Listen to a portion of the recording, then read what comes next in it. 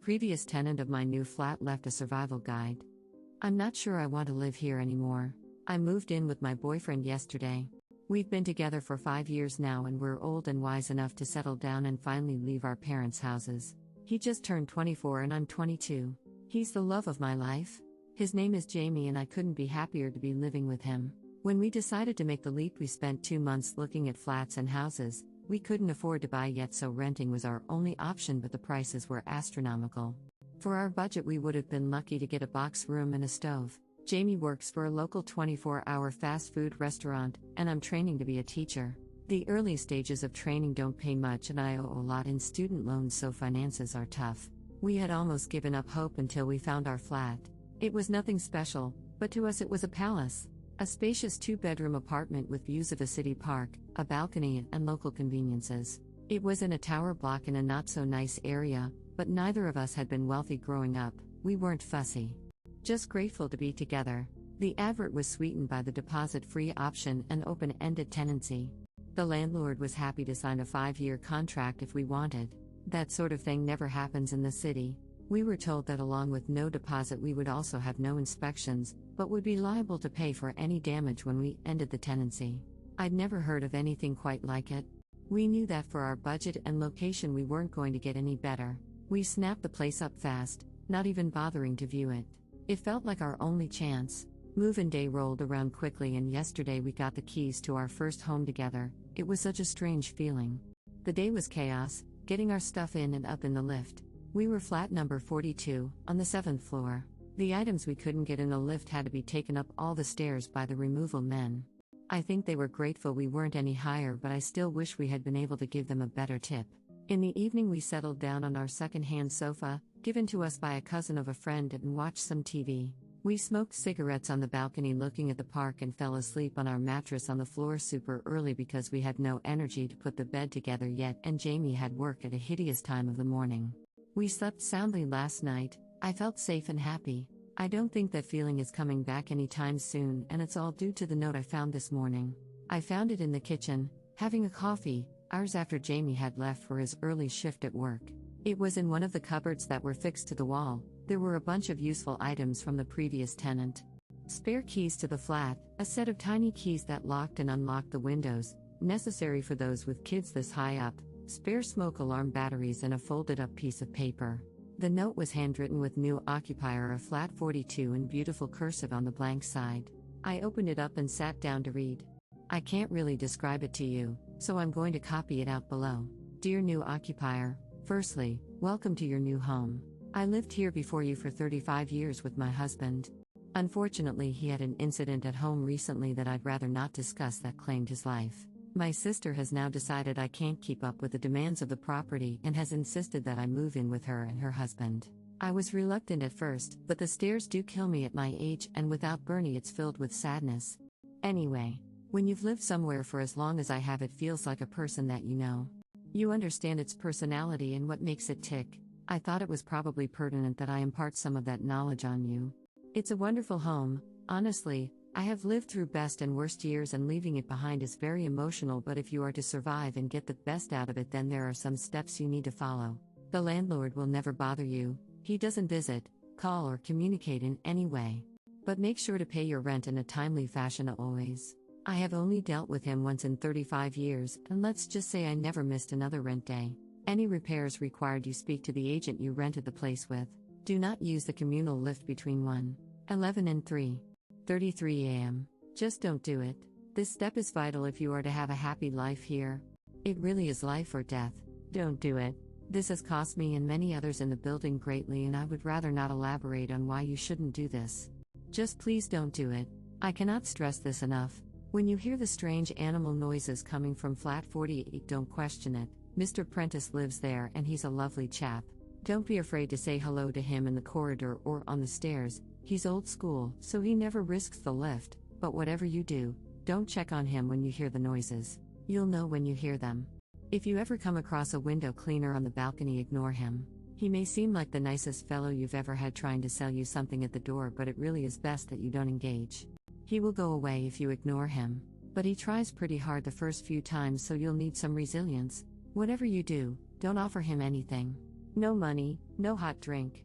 Don't leave food scraps out. Bin or refrigerate them immediately. If you have small animals, it is imperative that you watch them eat and take away any leftover food immediately after they are done. This and Rule 2 go hand in hand. The things forage all day and seem to really love animal feed. You don't want them in your flat. I promise. You can leave what you want out between 11 and 3:33 a.m. so you may want to feed your pets then. Don't communicate with any neighbors who claim to come from flat 65 to 72. These flats suffered a fire in the late 80s that devastated the whole floor. All the residents died in their homes. The building was mostly council-owned at the time and they never bothered to renovate the flats. They've been empty ever since, but every now and again someone will knock at your door claiming to live in one of these flats and ask to borrow some sugar. They will seem entirely average, but you must shut and lock the door immediately. I installed 2 extra security bolts to avoid these fuckers. I don't like to swear at my age, but they really are fuckers. Simple one for you here: keep a weapon in each room. Sometimes you follow all these steps and something still slips through the net. Better to be safe than sorry. The building has a committee that will try and get you to join. It's one of those neighbors groups about improving living conditions for all residents. It's a nice group and the lady who runs it, Terry from flat 26, is a fantastic neighbor. By all means get involved. But I wouldn't recommend babysitting Terry's 2 children. She'll ask you, because the poor woman needs a break, but if you accept, don't say I didn't warn you. Stray hairless cats sometimes roam in the hallway. I know they're supposedly a special, expensive breed, but they don't belong to anyone. They're mostly harmless, but don't pick them up. Not unless you see one of those neighbors that claims to live in 65 to 72. Then grab the cat and lock it inside with you. It'll burn your skin a little, but the cats are friendly and I wouldn't want to see them hurt. There is no way to fix the damp patch on the ceiling in the bedroom. Sometimes it will turn a deep crimson and look quite concerning, but please try not to be alarmed. It doesn't drip, it doesn't get any bigger, and it's been there longer than I have. The landlord won't budge on it, according to the agents. I flagged it many times, even called the police the first night it changed color, but it was a waste of time and it will be for you too. It's best to ignore it. You can trust the postman. His name is Ian Flanders and he's been the postman since before I moved in. He has his own key to the main door and delivers post to the door every morning at 8. I can't include everything here, or it would become a novel, but if you have any questions, Ian will help you. Finally, the first few weeks are the worst. You'll feel like you've made a mistake. I'm sure reading this you already do, but if you can get through the first few weeks, it really is a lovely block to live in. Every property has its quirks and this one is a little extra special, but you can be truly happy here if you just take my advice. I wish you all the best, I really do. Yours truly, Mrs. Prudence Hemmings. I don't really know what to think after reading the note. Hopefully it was some sort of joke, but the agent had said the previous tenant was an elderly lady and I can't see anyone named Prudence Hemmings attempting to play practical jokes on someone they'd never met. There were also parts of the note I couldn't disprove. There was indeed a large damp patch above the bed that me and Jamie had already discussed reporting. No crimson, but it definitely existed. I had also commented on a beautiful Sphinx cat roaming the halls as we were moving in. I started to get seriously freaked out. Our dream, our beautiful little home, had just become a source of fear and confusion. I checked the time and it was 9. Darn it, out of time to catch postman Ian. When I opened the door to check, sure enough, 2 letters addressed to a Mrs. Hemmings sat on the doorstep. At about 11:15, my worst fears were truly confirmed when a friendly middle-aged looking man carrying window cleaning equipment knocked on my balcony door. I ignored him. I didn't want to take the risk until I'd spoken to Jamie and showed him the note. I'd texted him already to rush home. I felt bad as the man rapped his knuckles against the door for over 10 minutes, but honestly the longer it went on the more I was terrified. My windows were sparkling, and due to our lack of curtains I couldn't even hide from his gaze. I felt so exposed. He stayed for a total of 30 minutes exactly, and never once did he stop looking at me or knocking. He shouted the occasional ultra-friendly line or humble request for a beverage in the heat through the door, but I did my best to avoid eye contact. When he finally left, I looked outside at every window in the flat, but I couldn't see him on any of the other balconies or see any equipment suggesting he was around. He had vanished completely. Jamie still hadn't texted me back. He must have been having a rough shift. It was a Friday and they were always busy. It wasn't often that he didn't reply. He was due home in around an hour anyway. I read the note probably hundreds of times over. I tortured myself reading it for the next hour, desperately waiting for Jamie to come through the door to tell me it was all crazy and I should relax. I hoped for that so much. But Jamie never came. His shift should have finished around midday, but by 2 p.m. he still wasn't home. I panicked, I cried, I left over 100 voice messages on his phone but got nowhere. I finally decided it had been long enough that calling his work wouldn't embarrass him, and his boss told me that he had never turned up for his shift. I thought about it, what could have happened? And then it hit me. Jamie's shift started at 4 a.m. today. He would have left the flat at 3:15 and taken the lift down the stairs. I don't know what to do. I've tried to convince myself it was all just a big joke. Maybe Jamie wrote the note and got his boss in on it. A voice in my head kept telling me that he couldn't write like that if he tried, but I had to attempt to fool myself. It's getting late and he still isn't home. What if it's all true?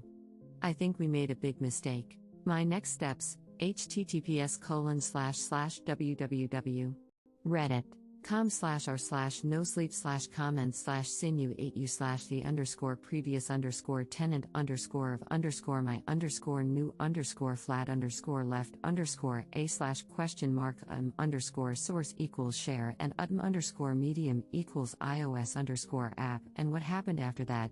https://no sleep/comments/cj2g4k/the_previous_tenant_my_new_flat_a/question mark_source=share and medium=iOS_app.